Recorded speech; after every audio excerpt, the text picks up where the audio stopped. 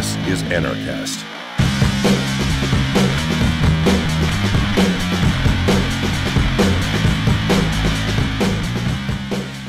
Hey party people, welcome to another edition of Anarchast, your home for anarchy on the internet. I have coming in from Denver, Colorado, Stephen Macasgill of Amagi Metals, and very excited to have him on for a number of reasons, also including the fact that he's actually in a state where they say they won't harass him or kidnap him just for smoking marijuana, so that's great. And we'll get into a lot of stuff like that, and gold and Bitcoin, a lot of Bitcoin talk. But before we get into all of that, I always have to ask, Stephen, how did you become an anarchist? Yeah, great question. Well, my dad was an anarchist, and he started reading Rothbard in the 60s and 70s. But I think my first encounter as an anarchist came with my first entrepreneurial adventure when I was in the 5th grade and was pretty much damaged by the state. So what happened was I went to school, 5th grade, very young, and I was able to find an entrepreneurial venture. Children loved candy, and I managed to go to bulk food stores and buy candy and sell it to them. And so what I used to sell was warheads, if you've ever heard of those. Really delicious, sour, and I would sell them for 10 cents each, 3 for 25, something like that, and kids would buy them up like crazy. And we would make, I would make between $20 and $40 a day, which isn't that much, but when you're 10 or 11 years old, that adds up.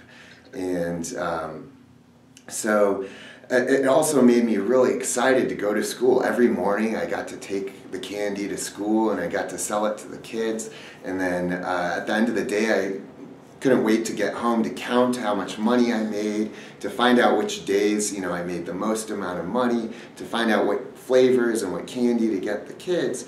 And also the kids loved it. So one day I was in class and a teacher asked, has somebody been selling food or candy at lunch? And of course it wasn't even me, but everyone knew that I was the guy who sold candy. And so everyone just pointed at me. And so the teacher took me out of the classroom. And, I was 11 years old, something like that. And she got 2 other teachers and an administrator. And they basically intimidated me. They said I can't sell candy anymore. They said if I want to do anything like that in the future, it's going to have to be for a nonprofit. I can't keep any of the money. I have to stop. And it was so disappointing. I went home very sad, and my parents were supportive of me the whole way. They would take me to the store. They would, help me open a bank account, all that stuff. And so they were just furious with the school. And that was my first encounter with the state and first time they shut down my entrepreneurial adventure. So typical. It's, you're the only productive person in that entire school and they shut you down, and very typical as well, like that they said that you can't have a profit because so many of these public schools or teachers are so communist or socialist, and that's just unbelievable story. I can't believe. First of all, it's great that you started off so young as an entrepreneur and you really got into that kind of stuff, and that's what got you excited about going to school. Probably the only thing that got you excited about going there, and just unbelievable that they shut you down. So did you finish the rest of your indoctrination camp, or did you get out of there at some point realizing what was going on? Sadly, I did finish, but I didn't really learn that much, in terms of the statism, but I was so happy to finish public schools. I mean, I'm pretty sure that after that event, I just hated school until I got out, and so glad that I'm out. Yeah, it's funny, whenever you watch a graduation ceremony for high school, everyone's so excited because they're out of jail after 12 years of prison. But they don't seem to realize that's why they're so excited. They're like, oh, thank God that's over. That was horrendous. But people don't seem to realize that it's actually, there's no real point of actually going to those places. And some people actually are proud to get a high school diploma. And you always see all the celebrities on TV all admonishing you to get your badge of obedience. And and then they go and they sign up and they pay hundreds of thousands of dollars more for mostly, not all, but a lot of, many of those arts degrees are pretty useless. I just saw this one Occupy Wall Street woman, and she was, those memes where they hold up a piece of paper and they write their terrible story, and she's like, is this the American dream I was told about? Because I worked hard. I did my 4 years of women's studies in university, and now I have $150,000 worth of debt, and I can't get a job. And it's like, oh man, these people are so brainwashed. It's sad. Yeah, it's terrible, and actually it's funny you mentioned that. I didn't even show up to my graduation day, so... Well, that's the only good. I actually showed up to mine. I actually graduated too. My story is that I really never went after about grade 10. I actually didn't really want to go even before then, but I figured out ways to get around it and hide. And actually, my mom didn't know until the principal called one day, and he said, he's never here. And she's like, what? Where are you all day? I'm like, I'm on my computer downstairs. I'm building programs and learning stuff. And I did a deal with her where I said, because she said you have to get your high school diploma, crazy idea. I've never used it. I don't think I even have it. I think maybe they mailed it to me or something. I don't care. But I told her I'll just go for the test. So I'd actually just read the textbook like the morning before the exam, and I'd retain enough information to essentially just get a 50% and pass. And yeah, it's just so funny that so many people think that's important. It's actually, I consider it very a bad thing to make your kids do. Now, if your kids want to go to school like that, that's fine, and that's the situation I'm in right now with my two very young children, 7 and 9, and they go to the best private school in Acapulco, which costs about $300 a month, and it's actually like, I wish my school was like that. It's a really, the teachers are so caring and kind, and my kids just love going there, and I keep sort of trying to plant seeds like, hey, if you don't want to go, you don't have to go. You can just, do your own thing and start a business or learn whatever you want to do in your own time. Exactly. But they're still quite young, and they just enjoy, it's mostly just playing around in the playground and stuff like that, so they enjoy that part of it. But it's funny because I have some people come up to me and they say, oh, I'm really worried about my son. He's not doing very well in public school. And I always say, well, he's showing a lot of potential because he's not bowing down. He's not, he realized what it is. It's a waste of time. Yeah, good for him. And it's disappointing because, as I mentioned, my parents are anarchists, but they still encourage me to finish school and complete it. But I don't think I'm ever going to send my children to public schools. Yeah, I have my wife's an anarchist and I'm an anarchist, obviously, and yeah, definitely never public school. I would not allow that at all. But this private school seems pretty good and they want to go. And my wife is from the Mexican culture and she still hasn't totally learnt about things like unschooling, and she thinks it's important that they at least learn how to read and write and some basic math. And so I kind of a deal with her that if they're, and they're actually really good now. They're both. My daughter just got on Facebook the other day, and she's just been messaging me like crazy. I'm like, oh, I didn't know you know how to read and write. And she's like, yeah, of course. So they pretty much know that much already. So I think pretty quickly in the next couple of years we'll get them out of that as well and see what they want to do. Yeah, that sounds great. So let's talk about, well, first of all, let's talk about marijuana legalization. How are you, what's going on in Colorado, and what's your view of that? And also, do you know Joby Weeks? Know who? Joby Weeks? No. Oh, okay. He was a past guest on Anarchast, and he's a friend of mine, and he was actually the guy who started that legalization process. Oh. He was the very first person who went out and signed petitions and got it done. Okay, very nice. Yeah. So you owe him a thank you. Yeah, it's a step in the right direction, but there's a huge discrepancy because they have regulated the crap out of the marijuana industry so much that, and that includes 30% tax on marijuana. They have to put RFID chips on every single plant, monitored by the state. When they have to transfer it or transport it, they have to make these assigned routes. And if they have to stop to go to the bathroom, for food, or if they break down, they are out of their route and can be arrested immediately.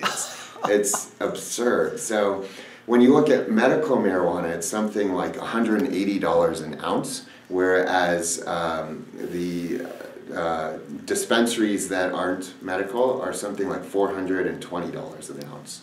So just government always just ruining stuff. Even when they do sort of legalize something, they just destroy it through all their regulations and rules. And yeah, go ahead and light up. I guess it's legal there, so. It is legal, you know. You can. It's not legal to smoke on the street, but people do it all the time.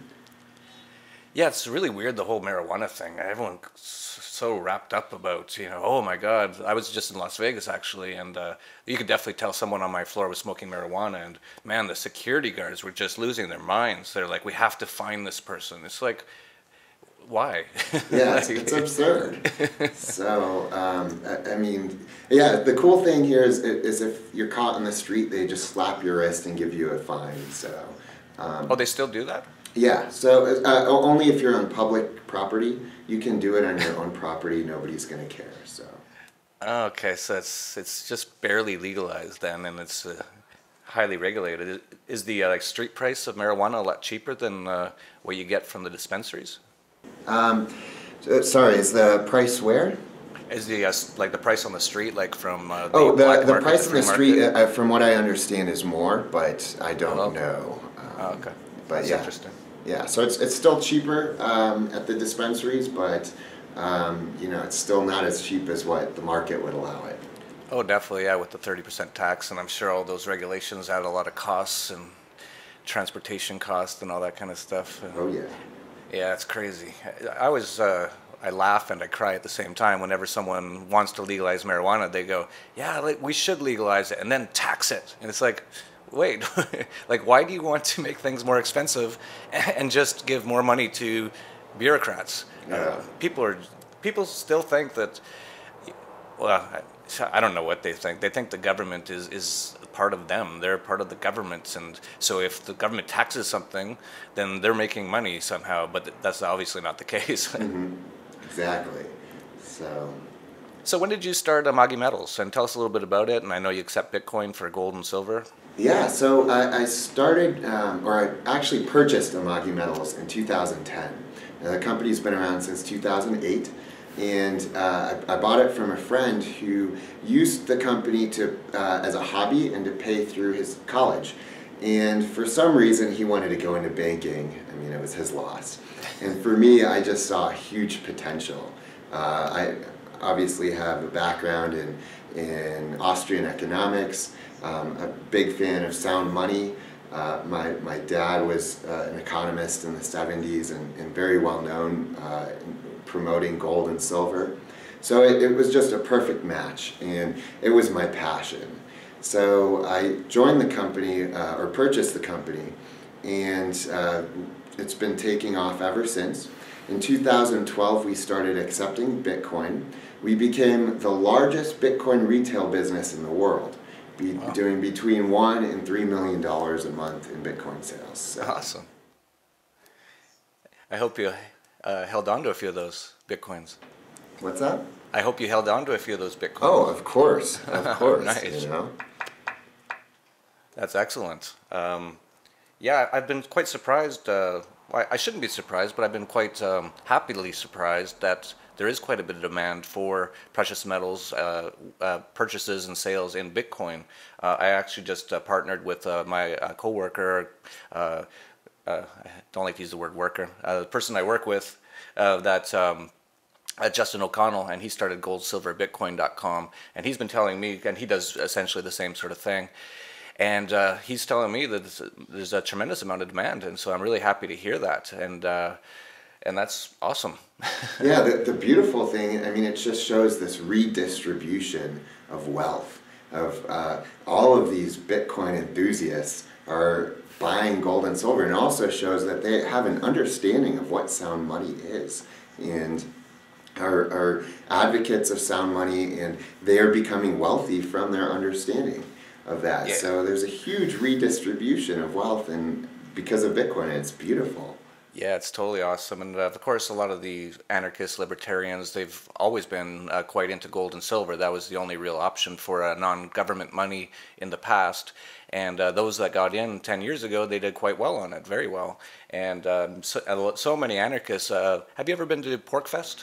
I'm going this year. Okay. It's great. I've been going for a few years, and almost everything there you can buy for Bitcoin. You can get Wi-Fi for Bitcoin and food for Bitcoin, anything you want for Bitcoin. So that community, which is almost all anarchists, have really got into Bitcoin for a number of years, and so they're really doing quite well. And it's awesome to see. And it's kind of I kind of have a funny sort of idea. You know the term "the meek will inherit the earth." I actually see us anarchists not as being meek, but we're non-aggressive. We believe in the non-aggression principle, which you could say is I don't know the exact definition of the word meek, but I think us anarchists are going to inherit the world, and I think it's so great that things like gold, silver, and Bitcoin have been doing so well, and they're actually starting to be a lot of anarchists with money. It didn't used to be that way 10 or 20 years ago. There was not a lot of anarchists back then too were all that super entrepreneurial for some reason, but that's really changing too. The idea of being a capitalist, making money, is really caught on in this community, and then they're using gold and silver and Bitcoin in transactions, and those things are going up a lot. Bitcoin, obviously, it was $35 to start 2013. It's currently around 1,000. So a lot of people have made a lot of money in our community, and it's great. And I think it's going to continue to grow. And I'm really excited. What's your thoughts on Bitcoin right now? It's seems to have been leveled off for the last few months, which is good, and it seems to be just hanging right in there. A lot of people were expecting it to just plummet back to $35, and it hasn't gone anywhere near that. It hit maybe close to $550 for a day, then it was quickly back up to 800. What's your predictions or thoughts on Bitcoin for 2014? Yeah, well, it really depends. Is Bitcoin like MySpace? Or is it just going to go through a internet bubble? So that's the question. If it's a MySpace, then any other cryptocurrency could be the next Facebook or whatnot. We don't know. And then also looking at, I would not be surprised if there's a drop. I mean, a very large drop for a little bit. I would not be surprised as a correction. I don't know what, if anything, would trigger it, but it would not surprise me. I know everyone says, oh, it's stabilizing, just like when it went up to $100 and then drop back down to 20. But I think that yeah, I wouldn't be surprised if it drops. So. But it may not. Neither one would surprise me. Yeah, I generally agree. I think, I'm incredibly bullish on it right now. The amount of things I'm seeing, the amount of people and corporations accepting Bitcoin now, it's almost every hour of every day you hear about some other fairly big company that accepts Bitcoin. And of course, the more that it's used and the more it's accepted everywhere, the more it will be used. And the more it's used, that's all supply and demand. And that will drive the value of Bitcoins higher. So it's a very interesting times. And it's going to be very interesting to see how this all plays out. And let me ask you a question that some people might have. You obviously have some costs in your business that probably your suppliers don't accept Bitcoin. So how do you hedge against, and this is for entrepreneurs out there who want to accept or do accept Bitcoin for their products, how do you hedge against Bitcoin volatility? Yeah, so what we do is use a payment processing company called BitPay. Oh, okay. And they are a great company because what they do is they can convert our Bitcoins directly into dollars at whatever the dollar amount is on checkout. Or they can give us all of it in Bitcoins or a mixture of both. So what we do is we take 1% of Bitcoin and the rest in dollars.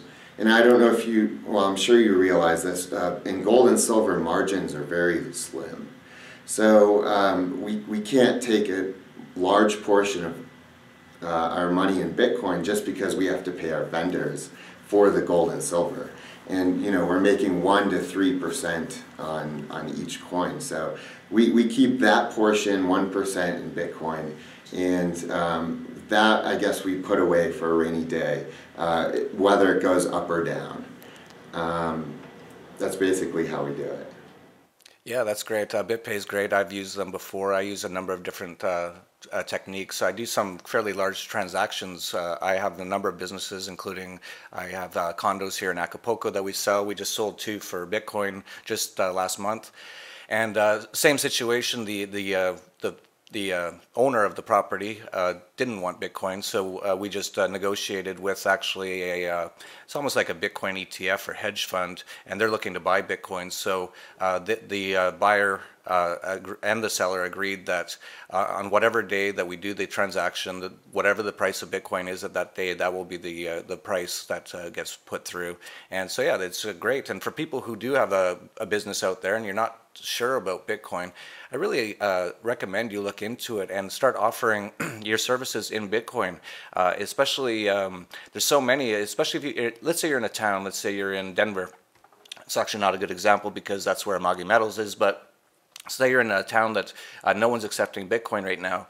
You could come out and say, we're the first company in this town, or the first company of its type to accept Bitcoin, and actually opens up a whole new market to you, because there's a lot of people that are really Bitcoin fanatics, and just they love Bitcoin, and when they hear about a company that accepts it, they'll actually move their business over to you because they want to support you.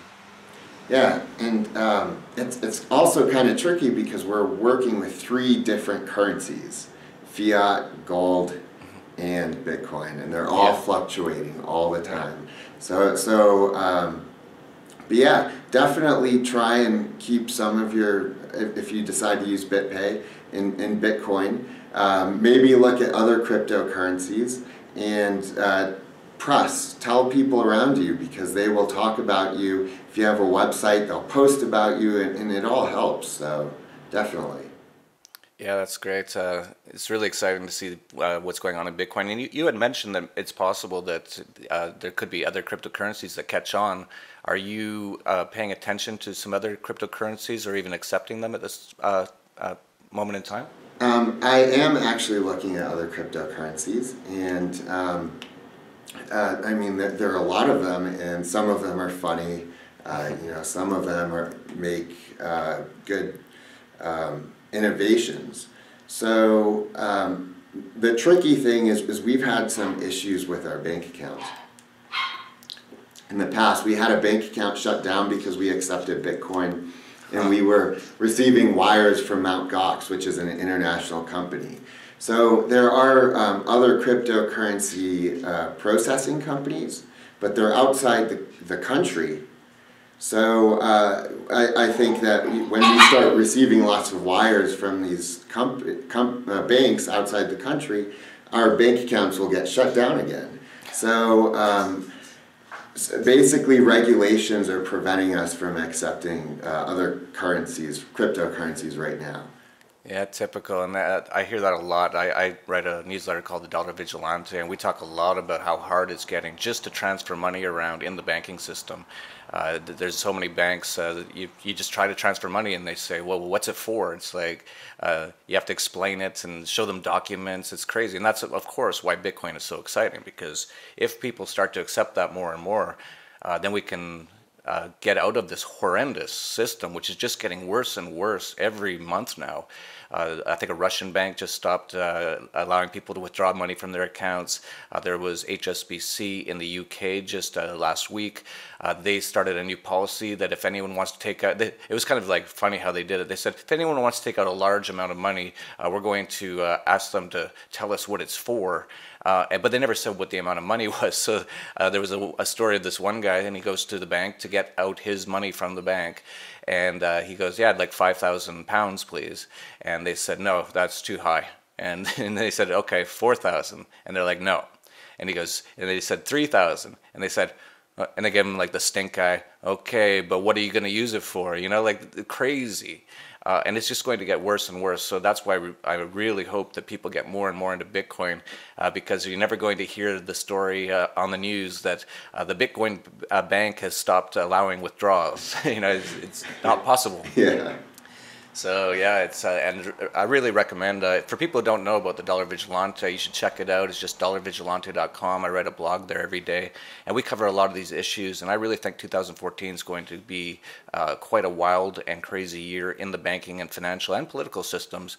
And if you're not prepared for it, check out Dollar Vigilante. We talk a lot about solutions and ways to prepare for what I see as the coming collapse of the monetary and financial system. So it's going to be very interesting times, and that's also a very good reason to own precious metals, because Janet Yellen or Ben Bernanke can't counterfeit those out of existence like they're going to do with the dollar. And so definitely check out Amagi Metals. I don't know if you have anything else you wanted to talk about, Stephen, but if not, tell people how to get to Amagi Metals and anything else you'd like to say. Yeah, thank you so much for having me. If anyone has any or wants any information or has more questions about Bitcoins or precious metals, just visit our website at www.amagimetals.com. And if you have Bitcoins, come and buy some gold. And next month is actually the 4th year that I've run Amagi Metals. So we're doing an anniversary bash, I guess, and have a lot of silver products on sale this month, so check us out. That's great. Yeah, pick up some silver. It's pretty cheap right now, as is gold, in my opinion. I think those are going to go a lot higher this year, but we'll see what happens. So that's it for Anarchast, your home for anarchy on the internet. Peace, love, and anarchy. This is Anarchast.